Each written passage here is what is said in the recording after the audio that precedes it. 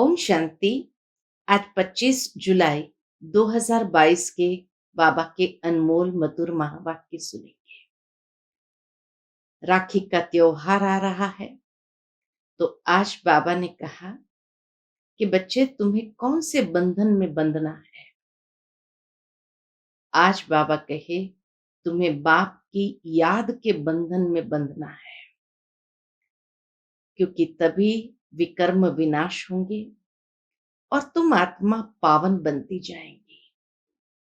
साथ ही साथ बाबा कहे, ये पवित्रता का कंगन बांधना है, अर्थात पावन बनने की प्रतिज्ञा करनी है। और तभी तुम स्वयं ही स्वयं को राज्य तिलक दे सकते हैं। तो आज बाबा ने विशेष याद की यात्रा में रहने के लिए हम बच्चों को प्रेरणा दी है। साथ ही साथ बाबा के महिमा जो गाते हैं कि परमात्मा सुख का सागर, शांति का सागर, ज्ञान का सागर है। तो बाबा कहे, बाबा आकर के तुम बच्चों को ज्ञान अमृत का पान कराते हैं, जिससे तुम स्वर्ग में जाने के लायक बनते हो, अर्थात आत्मा की गति सदगति हो जाती है। तो सुनते हैं बाबा के मधुर महावाक्य। ओम शांति। मीठे बच्चे, पवित्रता का कंगन बांधो तो तुम्हें राज तिलक मिल जाएगा। पावन बनने की प्रतिज्ञा करो।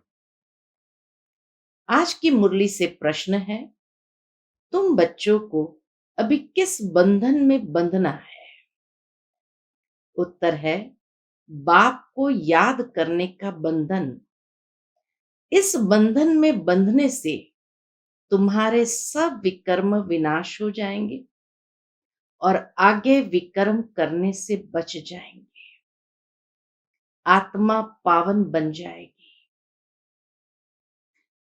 आज की मुरली से दूसरा प्रश्न है, भक्ति मार्ग का फैशन क्या है।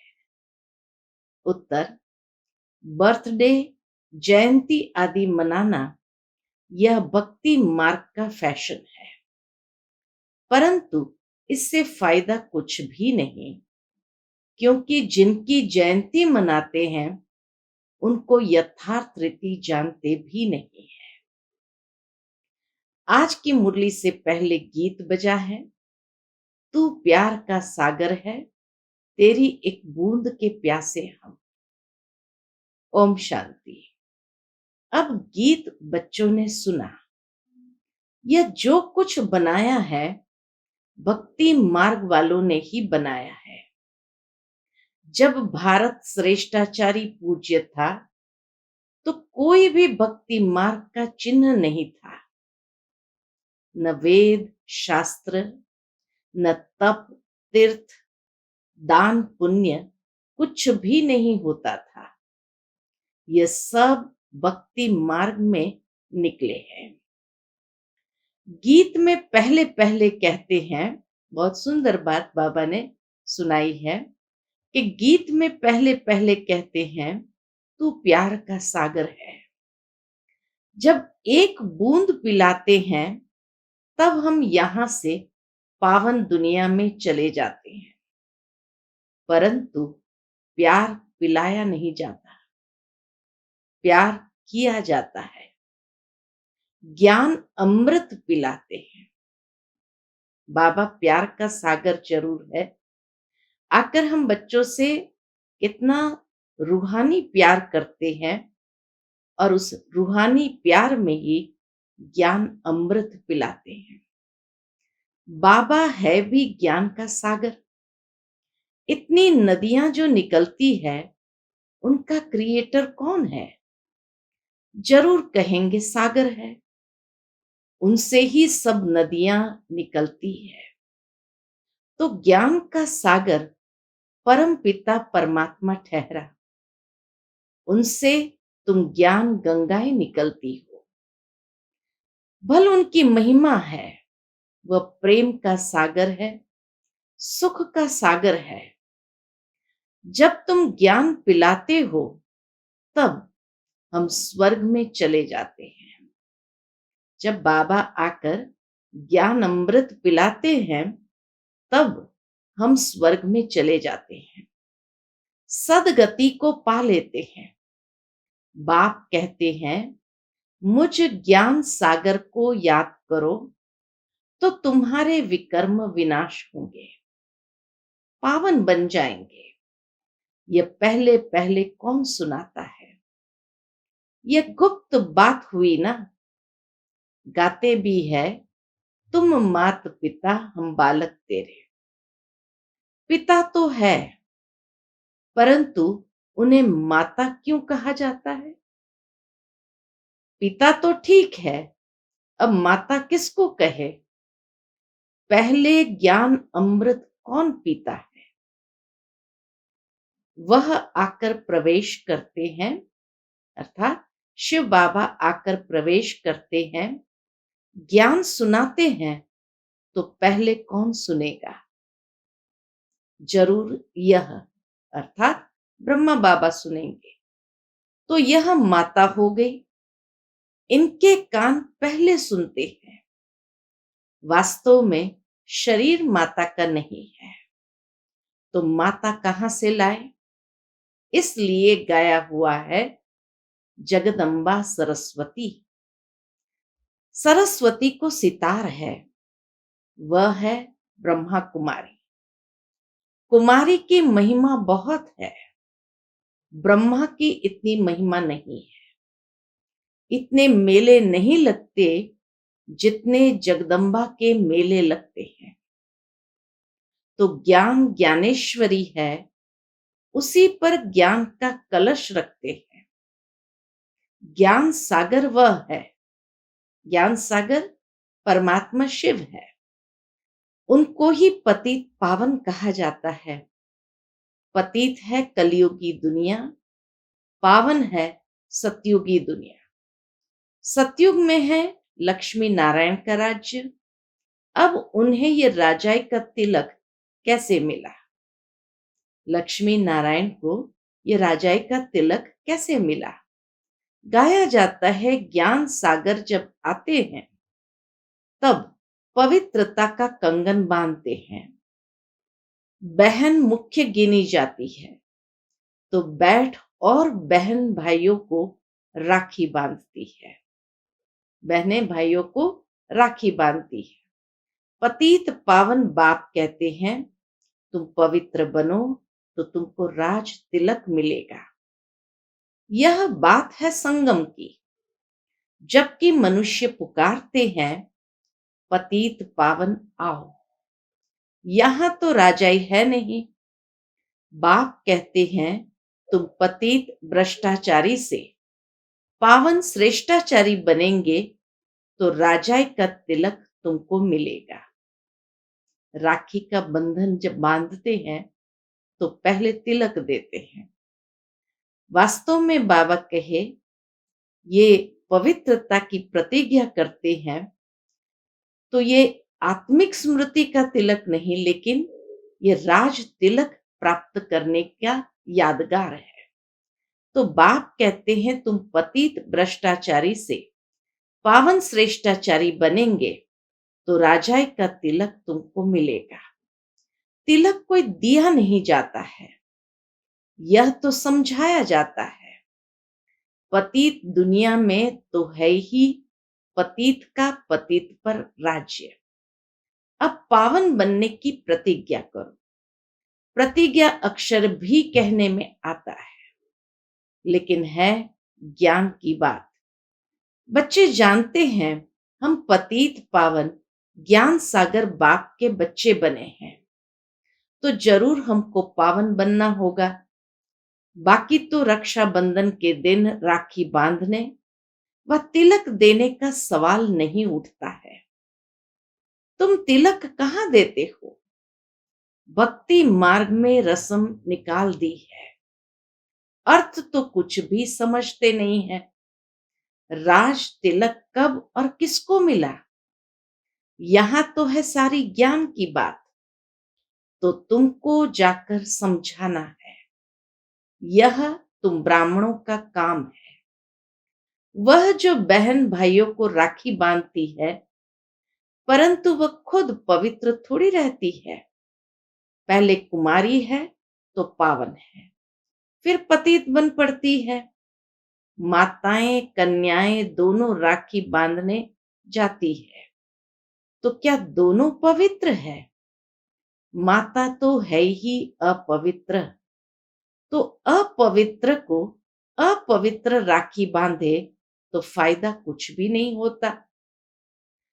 रियलिटी में जो होता है उनका फिर यादगार मनाया जाता है।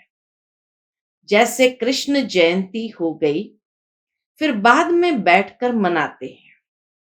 यादगार अथवा बर्थडे मनाना, यह तो एक फैशन पड़ गया है। श्री कृष्ण की जयंती या श्री कृष्ण का बर्थडे मनाना, बाबा कहे, ये भक्ति मार्ग का फैशन है। इसमें तो कुछ फायदा नहीं सिवाय खर्चे के। शिव जयंती मनाते हैं, अर्थात बर्थडे मनाते हैं, परंतु उन्हों को तो कुछ पता नहीं है शिवरात्रि व शिव जयंती रियल में कब हुई थी। रियलिटी से फायदा होता है, अनरियलिटी से नुकसान ही होता है। यह है ही झूठी दुनिया। राखी उत्सव भी झूठा मनाते हैं। वास्तव में है पवित्रता की बात। पवित्रता की ही प्रतिज्ञा की जाती है। यह तो अभी शुरू हुआ है। पहले तो यह भी नहीं जानते थे कि पतित पावन कौन है, वह कैसे आकर राखी बांधते हैं। तो तुम कभी पतित नहीं बनना। तुम भी सबको यही कहते हो। आज से प्रतिज्ञा करो, हम पावन बनाने वाले बाप से स्वर्ग का स्वराज्य लेंगे। पावन जरूर बनेंगे। पतित बनाने वाले रावण की सेना बड़ी तंग करती है। बाप कहते हैं, अब तुम मेरी याद से पावन बनते जाएंगे, विकर्म भस्म होंगे। भगवान वाच, माम एकम याद करो तो इस योग अग्नि से तुम पवित्र बनोगे। इसमें तो राखी की कोई बात ही नहीं है। पतित पावन बाप कहते हैं, मेरे को याद करने से तुम्हारे पास्ट के विकर्म विनाश हो जाएंगे और आगे भी कोई विकर्म नहीं होंगे, क्योंकि तुम पवित्र ही रहेंगे। तुम कितना अच्छी रीति समझाते हो। ब्रह्मा कुमार अथवा कुमारियां, पुरुष भी तो ब्रह्मा कुमार है ना। महिमा माता को दे दी है। माता गुरु तो एक हो भी नहीं सकती। यह प्रवृत्ति का मार्ग है। त्योहार जो मनाते आते हैं वह अंधश्रद्धा से कर लेते हैं, पैसा कमाने के लिए। बाबा कहे, त्योहार जो मनाते हैं वह भी अंधश्रद्धा से कर लेते हैं, पैसा कमाने के लिए। आगे ब्राह्मण लोग तो एक ही किस्म की राखी ले जाते थे, मेल फीमेल सबको बांधते थे। एक पैसा मिल जाता था, कोई शाहूकार आना दो आना दे देते थे। कोई बड़ा शाहूकार होता था तो 1 रुपया दे देते थे। अभी क्या कर दिया है, बहन राखी बांध तिलक देती है, फिर भाई बहन को अच्छी खर्ची देते हैं, गिन्नी भी देंगे, 50 रुपया भी दे देते हैं। रस्म ही बदल गई है ब्राह्मणों का काम। बाबा कहे, वास्तव में है ब्राह्मण का काम। तुम तो हो सच्चे ब्राह्मण, मुख वंशावली। वह तो है कुख वंशावली। तुम ब्राह्मण ही देवता बनते हो। ब्राह्मण बन फिर पावन बनना शुरू करते हो। पतित पावन है ही एक बाप। अब कन्या राखी बांधने जाती है, फिर अगर जाकर अपवित्र बनती है तो तिलक तो गुम हो जाता है। राज तिलक तो गुम हो जाता है, राजाई मिलती नहीं। यहाँ तो परम पिता परमात्मा ऑर्डिनेंस निकालते हैं कि जो पवित्र बनेंगे वह पवित्र दुनिया के मालिक बनेंगे। पावन तो सिर्फ तुम बनते हो। तो तुमको पहले पहले ये समझाना चाहिए। क्या समझाना चाहिए? कि राखी बंधन है ही पवित्रता की निशानी। तुम इस काम शत्रु को जीतो तो पवित्र बन जाएंगे। मुझे याद करते रहो। बाबा कहे, मुझे याद करते रहो। याद का बंधन बड़ा कड़ा है, क्योंकि जन्म जन्मांतर के पापों का बोझा सिर पर है। यह बाप ही समझाते हैं कि सतयुग से त्रेता तक तुम पवित्र थे। पवित्र स्वराज्य था। वह कैसे स्वराज्य पाया, ये ड्रामा का चक्र इस रीति फिरता है। सारा ड्रामा का राज बाबा समझाते हैं। पतित पावन बाप ने आकर सबको कहा है। क्या कहा है? कि पवित्र बनो। जो ब्रह्मा मुख वंशावली है, कमल फूल समान गृहस्थ व्यवहार में रह पवित्र बन बाप को याद करते हैं, वही ऊंच पद पाते हैं।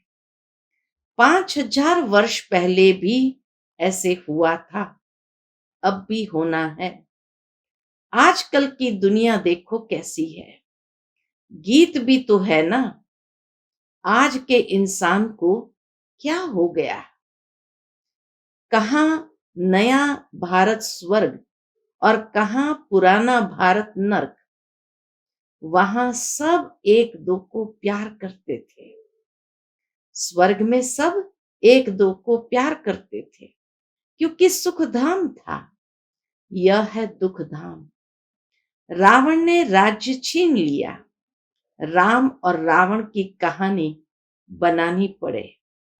5000 वर्ष पहले राम राज्य था, स्वराज्य था। अब बाप कहते हैं, माम एकम याद करो। गृहस्थ व्यवहार में रहते कमल फूल समान बनो तो पवित्र दुनिया का राज तिलक मिलेगा।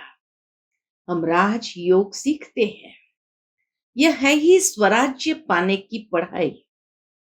वह तिलक ब्राह्मण लोग देते हैं। यह स्वराज्य तिलक है। राजाई तुम बच्चों को मिलती है, अगर तुम बच्चे बाप का कहना मानो तो। इसलिए पूछा जाता है, पारलौकिक परमपिता परमात्मा से आपका क्या संबंध है? बाप एक वही पतित पावन है। कहते हैं, पवित्र बन, पवित्र दुनिया का मालिक बनो। बाप पावन बनाते हैं संगम पर। अभी संगम है, मौत सामने खड़ा है, इसलिए कहते हैं बाप के बनो। राय भी देते हैं। ये समझ की बात है। भगवान की हम रचना है, तो बाप का वर्षा है ही स्वर्ग। बरोबर स्वर्ग था। तुम कहते भी हो, भक्तों को भगवान आकर अपने धाम ले जाएंगे। धाम है ही दो, मुक्ति और जीवन मुक्ति। भारत जीवन मुक्त था, तब दूसरी आत्माएं शांति धाम में थी। सुख धाम था, तब दुख धाम था ही नहीं। अब वह सुख धाम फिर दुख धाम बन गया है। यह चक्र रिपीट होता है। कलयुग के बाद सतयुग आता है। सतयुग स्थापन करने वाला एक ही बाप है, वही पतित पावन है। कलयुगी पतित दुनिया से पावन दुनिया बनेगी। राम राज्य शुरू हो जाएगा। भगवान के महावाक्य है, कमल फूल समान पवित्र बनो। काम महाशत्रु को जीतो। बाकी वह ब्राह्मण भी, बहन भाई भी सब पतित है। पतित पतित को राखी बांधते हैं।